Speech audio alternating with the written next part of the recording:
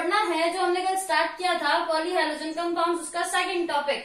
आज हम बात करने वाले हैं विसिनिल डाइहैलाइड्स के बारे में।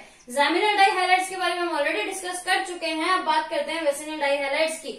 विसिनिल डाइहैलाइड्स में क्या करना है, अगर अलग अलग कार्बन लेकिन कौन से एडजेसेंट कार्बन के ऊपर दोनों हैलोजन एटम अटैच होते हैं तो वो कैटेगरी हम लोग विसिनिल डाइहैलाइड्स के अंदर डालते हैं। कल जो हमने ज़ैमिनल डाइहैलाइड्स पढ़े थे उसमें हमने ये बोला था कि कार्बन एक ही रहेगा, उस पे दोनों हैलोजन एटम अटैच रहेंगे, जबकि आज दो अलग अलग पास पास वाले कार्बन के ऊपर आपके हैलोजन एटम अटैच है।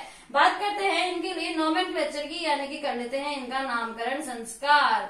तो नामकरण संस्कार अपन यहाँ पर इनका शुरू करते हैं। नामकरण संस्कार अपने को पता है, जो घर वाले प्यार से बोलेंगे वो वाला नाम यानी कि कॉमन नेम, और दूसरा जो पंडित जी ऑथराइज्ड निकालेंगे यानी कि आईयूपीएसी नेम। कॉमन नेम और आईयूपीएसी नेम दोनों अपन बात करते हैं विसिनिल डाइहैलाइड्स के लिए। तो कॉमन नेम में इनको बोला जाता है एल्काइलिन डाइहैलाइड्स।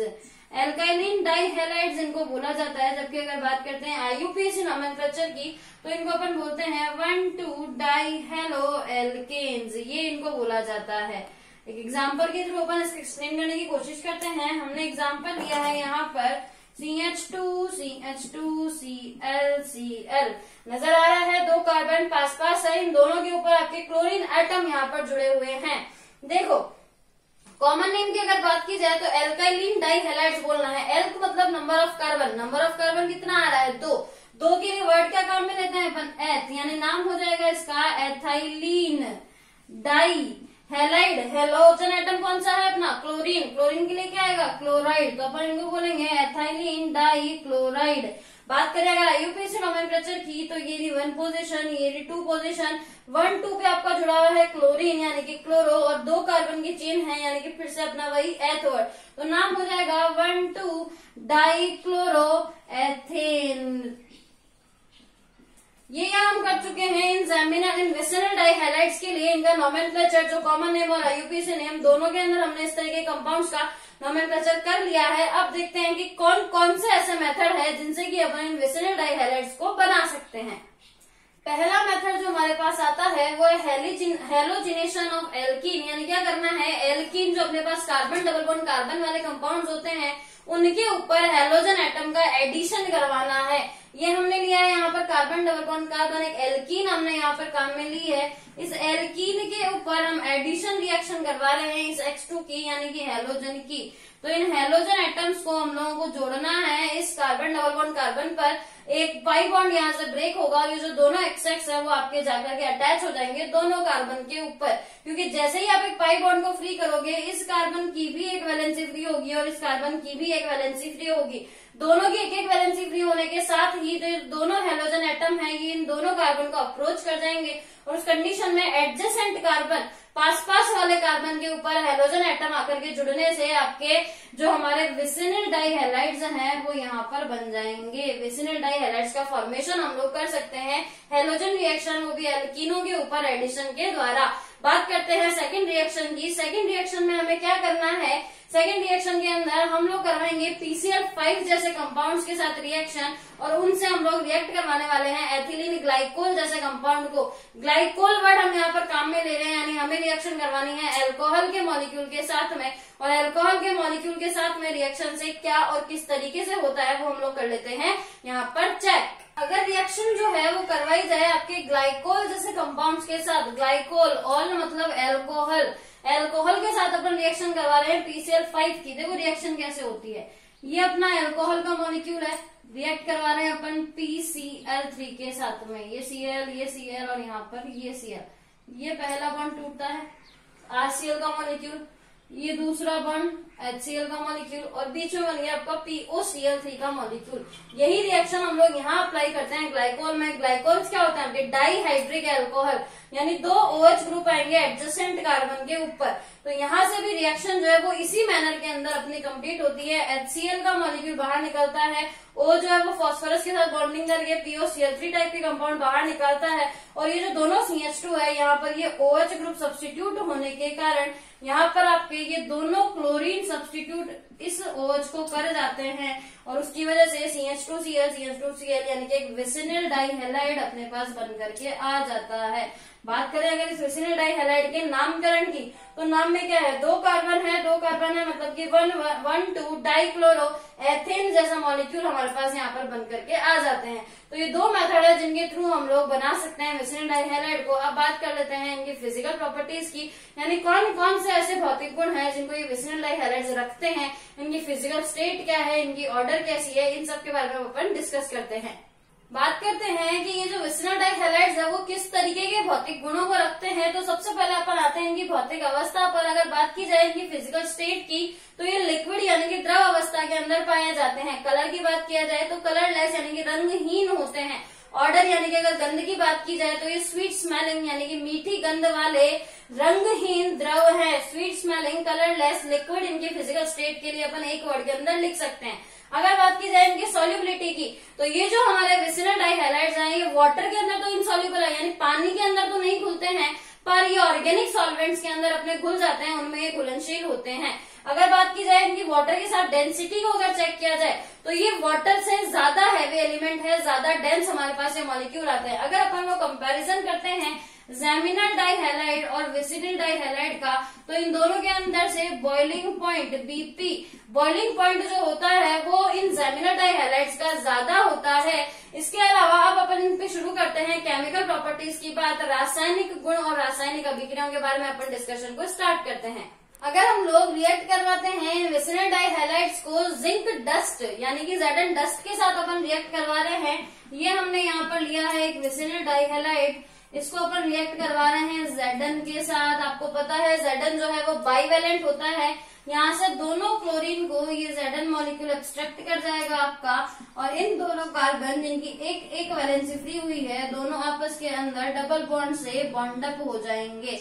यानी क्या आया कि अगर हम लोग जिंक के साथ रिएक्शन करवाते हैं इन एल्किल हैलाइड्सों को, इन एल्किल डाइहैलाइडों को, तो उस कंडीशन के अंदर हमारे पास एल्कीन बन करके आती है। याद करो ज़ैमिनल डाइहैलाइड के अंदर भी हमने यही रिएक्शन करवाई थी, पर वहां पर हमको 2 मॉलिक्यूल काम में लेने पड़े थे ज़ैमिनल डाइहैलाइड्स के, और 2 कार्बन दोनों को जोड़कर के हमने हायर एल्कीन्स बनाई थी। जबकि यहाँ पर जितने कार्बन का रिएक्टेंट मॉलिक्यूल है उतने ही कार्बन की एल्कीन आपके पास एज ए प्रोडक्ट बन करके आती है। जिंक डस्ट के साथ कुछ इस तरीके से इनकी रिएक्शन होती है। अगली रिएक्शन हम करवाने जा रहे हैं एल्कोहलिक और एक्वस दोनों बेस के साथ में। अगर एक्वस बेस के साथ में अपन रिएक्ट करवाते हैं इन हैलाइड्स को, तो क्या होता है, एक्वस बेस अपने को पता है जिस टाइप की रिएक्शन देते हैं वो है आपकी सब्स्टिट्यूशन रिएक्शन। जो बेस हम यहाँ पर काम में ले रहे हैं वो है KOH। KOH का मॉलिक्यूल हम यहाँ पे काम में ले रहे हैं, पोटेशियम हाइड्रोक्साइड हमने बेस काम में लिया है, और ये जो है वो आपका एक्वस बेस है, जलीय क्षार है। तो जलीय क्षारों के साथ जब इनकी अभिक्रिया करवाई जाती है तो उस कंडीशन के अंदर देखो क्या होगा, ये KCl का मॉलिक्यूल यहाँ से बाहर और ये KCl का मॉलिक्यूल यहाँ से बाहर, यानी क्लोरीन को सब्स्टिट्यूट कर रहा है आपका OH का मॉलिक्यूल, हाइड्रोक्साइड का जो हमारा मॉलिक्यूल है वो सब्स्टिट्यूट कर रहा है क्लोरीन को। उस कंडीशन के अंदर हमारे पास में इस टाइप के एल्कोहल बन करके आ जाएंगे। एल्कोहलों को ढंग से देखो, ये आपके डाइहाइड्रिक एल्कोहल है, यानी कि ये वही मॉलिक्यूल है जिससे अभी हमने इनको बनाया था एथाइलीन ग्लाइकोल। एथाइलीन ग्लाइकोल का ये मॉलिक्यूल यहाँ पर हमारे पास बन करके आता है।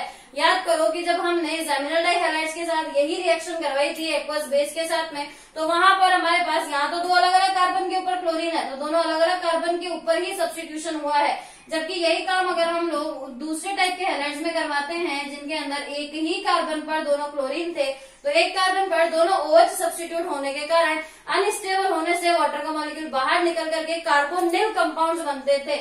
अगर हम लोग ज़ैमिनल डाइहैलाइड्स के साथ रिएक्शन करवाते थे तो कार्बोनिल कंपाउंड हमारे पास बन करके आते थे, जबकि अगर हम लोग विसिनिल डाइहैलाइड्स के साथ रिएक्शन करवाते हैं तो एथाइलिन ग्लाइकोल बन करके आते हैं। तो ये जो रिएक्शन है वो हमारी इंपॉर्टेंट रिएक्शन आ गई, बिकॉज ये डिफ्रेंशिएट करती है ज़ैमिनल डाइहैलाइड और विसिनिल डाइहैलाइड को। दोनों के प्रोडक्ट अलग अलग हैं। ज़ैमिनल डाइहैलाइड से कार्बोनिल कंपाउंड बनते हैं और विसिनिल डाइहैलाइड से एथाइलिन ग्लाइकोल यानी कि डाइहाइड्रिक एल्कोहल हमारे पास यहाँ पर बन करके आते हैं। अब एक्वस बेस के बाद अगली रिएक्शन करवाते हैं अपन एल्कोहलिक बेस के साथ में।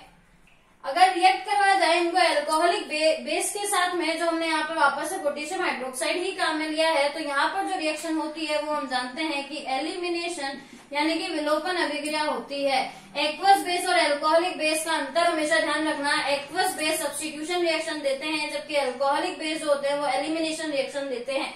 तो यहाँ से जो एलिमिनेशन होने वाला है वो देखो, ये क्लोरीन और ये हाइड्रोजन, ये यहाँ से एलिमिनेट होने वाला है। इस KOH के साथ में हमें पता है KCl का मॉलिक्यूल बनेगा और इस H2O का मॉलिक्यूल यहाँ से बाहर निकलेगा। क्या होगा, दोनों कार्बन की एक एक वैलेंसी फ्री हो रही है, यानी यहाँ पर अपना डबल बॉन्ड आएगा। कर लेते हैं पर ये काम, C डबल बॉन्ड C हमारा कनेक्ट हो गया, बिकॉज ये दोनों वैलेंसीज हमने यहाँ पर फ्री कर दी है।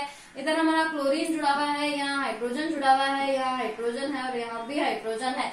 वापस से इसमें जो बायो मॉलिक्यूल्स निकले हैं वो भी देख लेते हैं अपन। H2O और KCl का मॉलिक्यूल हमारा बाहर हुआ है, इसके ऊपर अपन फिर से अटैक करवाते हैं इसी एल्कोहलिक KOH का। एल्कोहलिक KOH के साथ अपन इसको फिर से हीट करते हैं। इस कंडीशन में ये क्लोरीन का मॉलिक्यूल रहा और ये अपना हाइड्रोजन का रहा। दो अलग अलग एटम अगर हमारे यहाँ से बाहर निकल रहे हैं तो इस टाइप की रिएक्शन अपनी विलोपन अभिक्रिया की कैटेगरी में जाएगी और इनके जाने से कंपाउंड में अनसैचुरेशन आएगा, असंतृप्तता यहाँ पर आएगी। तो देखो क्या होगा, इस बार इसकी एक एक वैलेंसी और फ्री हो गई, यानी दोनों कार्बन आपके कनेक्ट हो चुके हैं इस बार ट्रिपल बॉन्ड से। दोनों H अपने एज इट इज है, बाई प्रोडक्ट अभी भी अपना KCl का मॉलिक्यूल और H2O का मॉलिक्यूल ही है। ध्यान से देखो, रिएक्शन के अंदर आपके पास में एल्काइन बन करके आ चुकी है, यानी अगर अपन लोग एल्कोहलिक बेस के साथ में रिएक्शन करवाते हैं तो उस कंडीशन में अपना प्रोडक्ट जो होता है वो एल्काइल होते हैं। और अगर रिएक्शन का बीच का इंटरमीडिएट देखा जाए तो इस रिएक्शन में एज ए इंटरमीडिएट है दो कार्बन एक double bond substitution, vinyl condition आ चुकी है। वाइनिलिक हैलाइड हमारे पास यहाँ पर बन करके आते हैं। तो ये रिएक्शन हो चुकी है हमारी एल्कोहलिक बेस के साथ में यहाँ पर खत्म। तो इस रिएक्शन के अंदर आप KOH का सब्स्टिट्यूट भी ले सकते हो। अगर आप एल्कोहलिक KOH के साथ में रिएक्शन नहीं करवाना चाहते हो, आप सोडामाइड यहाँ पर काम में ले सकते हो। NaNH2 सोडामाइड के साथ भी रिएक्शन हमारी इसी टाइप की होगी, बस बाई प्रोडक्ट बदल जाएंगे। NH3 का मॉलिक्यूल, अमोनिया का मॉलिक्यूल बाहर निकल जाएगा और NaCl का मॉलिक्यूल भी हमारा यहाँ पर बाहर निकल जाएगा। रिएक्शन हम लोग ऑलरेडी देख चुके हैं, हम लोगों ने कल इस रिएक्शन को डिस्कस किया हुआ है। इसी के साथ हमारा ये जो आज का टॉपिक था विसिनिल डाइहैलाइड का, ये भी यहाँ पर हो जाता है खत्म। आप चैनल को कीजिए सब्सक्राइब, वीडियो को कीजिए लाइक, शेयर एंड कमेंट। एक बात ध्यान रखिएगा, ये जो चैनल है SM क्लासेस का, मेरा अपना चैनल, सिर्फ आप लोगों को अपनी स्टडी को बेहतर बनाने के लिए फ्री एजुकेशन देने के पर्पज से स्टार्ट किया गया है। आप अपनी स्टडी को कंटिन्यू कर सकें, बिकॉज आप लोग सब न्यूज के अंदर देख रहे हैं कि एग्जाम बहुत ही जल्द हेड होने वाले हैं। जुलाई का ऑलमोस्ट टाइम टेबल हमारे पास में आ रहा है, तो अपनी स्टडी को साथ साथ कंटिन्यू रखिए। इसके साथ अपनी स्टडी को बेहतर कीजिए, चैप्टर को रिवाइज कीजिए। आपके रेफरेंस के लिए PDF भी टेलीग्राम चैनल पे अपलोड किए जा रहे हैं, जिसका लिंक आपको डिस्क्रिप्शन बॉक्स में मिल ही चुका है। आज फिर से वहां पर आपका अपलोड कर दिया जाएगा। ये वाला जो चैप्टर है इसकी अपलोडेशन अभी आपको मिल जाएगी, वहां से आप इसको डाउनलोड कीजिए, पढ़िए और अपने एग्जाम को बेहतर बनाइए। तब तक के लिए कीप स्टडी।